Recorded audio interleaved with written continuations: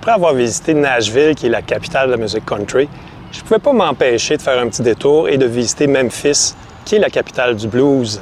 Tout comme à Nashville, tout se visite au centre-ville, ce qui est très pratique. D'ailleurs, si vous avez la chance de faire comme moi, je vous suggère de visiter en premier le Grand Central, la gare de train qui aujourd'hui est transformée en hôtel. Le lobby est vraiment magnifique. C'est très beau à voir, surtout pour les amateurs de vieux vinyles.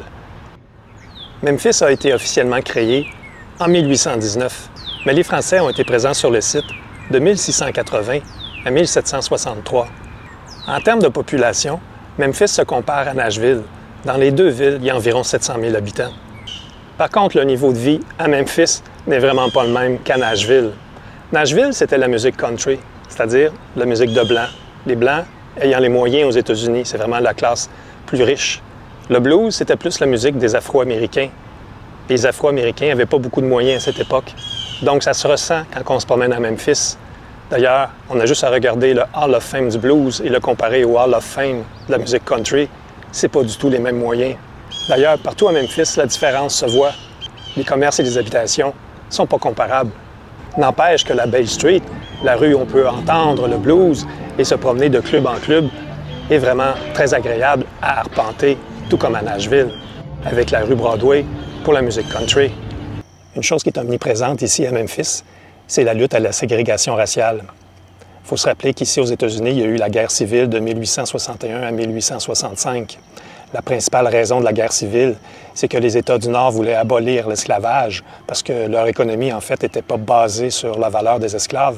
Elle était basée tout simplement sur la machinerie et sur des emplois qui étaient rémunérés, alors que les États du Sud, leur économie était basée sur l'esclavage. Plus un propriétaire terrien était riche, plus il possédait d'esclaves.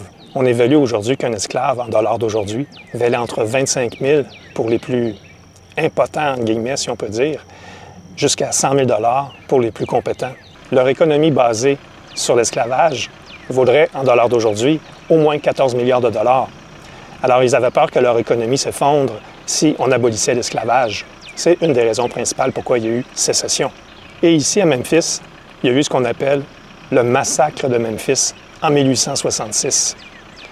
Parce qu'après la fin de la guerre de sécession en 1865, eh bien, tous les gens de l'armée ont été libérés, si on peut dire.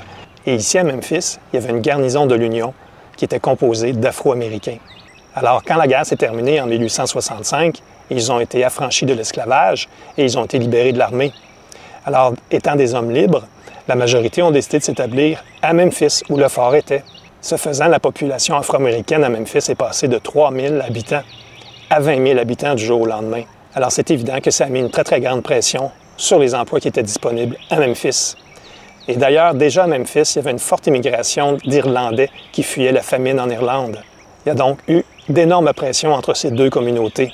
Et ça a culminé en 1866. Il y a eu ce qu'on appelle le massacre de Memphis. En une seule journée, il y a 46 Afro-Américains qui ont été assassinés. 75 autres ont été gravement blessés. 100 maisons ont été pillées. 91 maisons ont été brûlées.